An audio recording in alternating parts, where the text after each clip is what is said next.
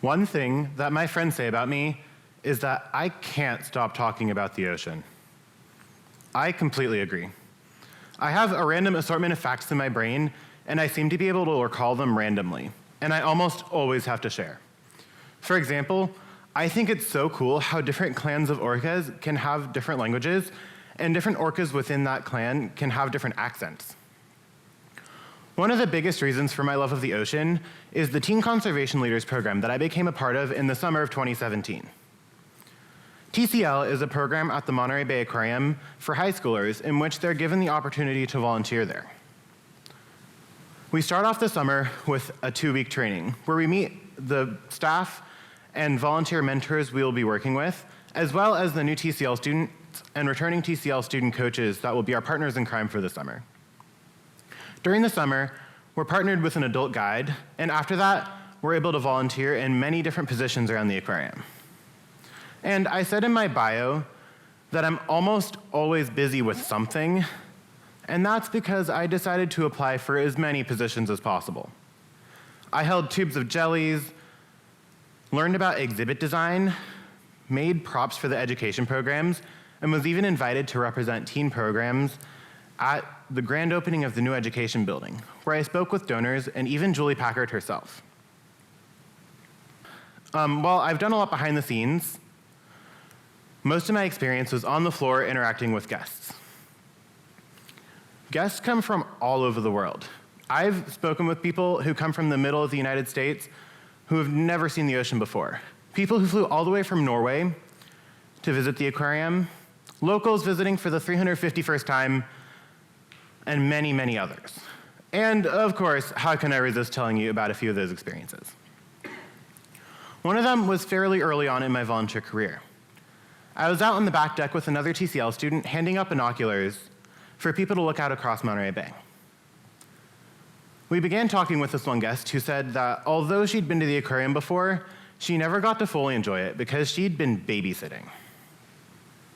We had a great conversation, and while I don't remember many of the details, I remember her asking if we enjoyed being volunteers, and I said yes, and talking to guests like you makes the experience so much better.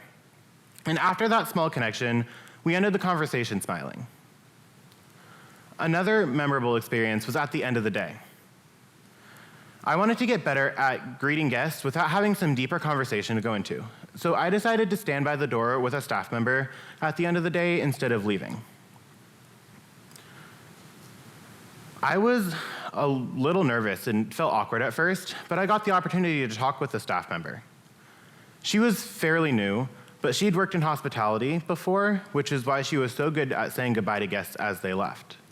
And I got more comfortable with it too, and left feeling accomplished. And the greatest thing is, a few months later, when I walk into the guide lounge to start my Sunday morning shift, I discover that she's a new volunteer on the same shift.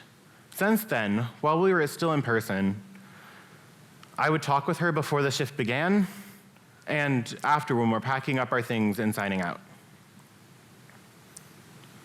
While I have many, many other experiences I could share, I also have a time limit, so I'm gonna move on. I think that one of the biggest takeaways from my experience in TCL is the connections I've made. I became close friends with many of the people in the program.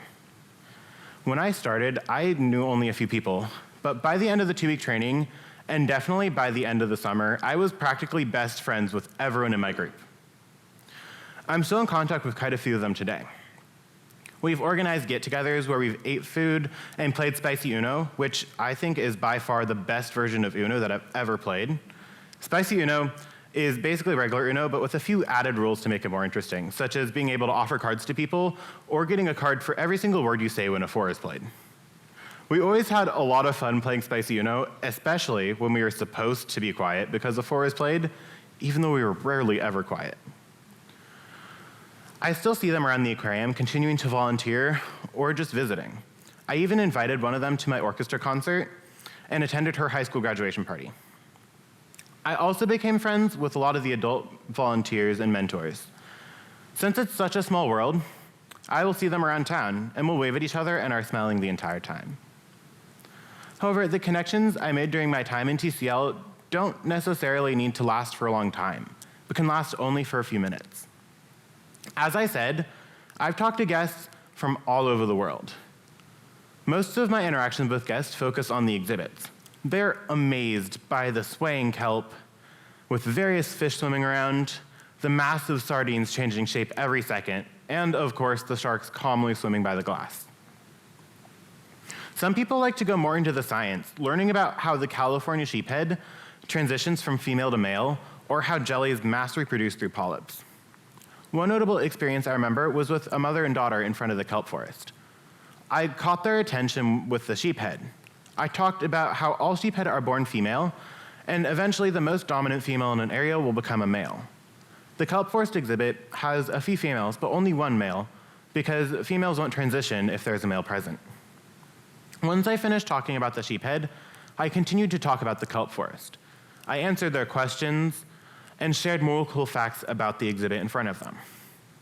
I felt crushed when I had to move to my next station, which was on the other side of the aquarium. While this conversation only made it to the exhibit, some conversations make it to the final message of conservation, where we talk about climate change, plastic pollution, and overfishing. But no matter which stage the conversation makes it to, the best conversations are the one where you form some form of connection. Connections can be formed over many different things. This past summer, I participated in an online program with the aquarium where we learned about the best ways to get a message out to the public through social media. We talked about 6 different mindsets that can be used to help people connect over the ocean. All senses, laws and policies, family traditions, amazing wildlife, God's beautiful creation, and feeling at peace. I personally connect with the all senses, amazing wildlife, and feeling at peace mindsets, and through those have been able to connect with other people. I think that the most important thing I learned during my experience in TCL is to be open to making new connections. Making new connections can be hard. You have to be able to step out of your comfort zone, which can be difficult at first. When I started as a volunteer, I was really nervous. I avoided conversations that talked about climate change and just focused on the exhibits in front of me. But through the summer, I got more comfortable with those topics, and as I continue to volunteer, my conversations have gotten deeper. One example of this was in front of the Open Sea exhibit. I was holding a tube of jellies, and there was another TCL student next to me with another tube. 2 guests walked up to us to ask what was in the tubes. Keep in mind that the area we're in is really dark, so it's hard to see inside. Since they just walked past a bunch of jellies, they guessed that there was jellies in the tubes. That's when we turned on our red lights to show them what was really inside. The tube I was holding had jellies, but the other tube had small circles of plastic. The guests were surprised at the resemblance between the two. We finished the conversation by talking about plastic pollution and ways we can help, such as using reusable bottles, straws, and bags. And I think that the funniest part of this interaction was that one of the guests was holding a plastic bottle. But I like to think that after this, she went to get a reusable one. Whether it's a conversation about how cute the penguins are, sharing the sea otter recovery story, or talking about the imminent threat of climate change that can lead to the extinction of many species around the world, we forget our differences and focus on what we have in common. Even if I don't say a single thing about large issues like climate change and just talk about how adorable the penguins are, I can go home knowing that I made a difference in someone's day and that they will remember our interaction for years to come. So remember, for all of us, making even the smallest connections over experience and passions, especially after a year of being disconnected, is a great way to make a difference in someone's life and to make a difference in those large issues we care so much about. Thank you.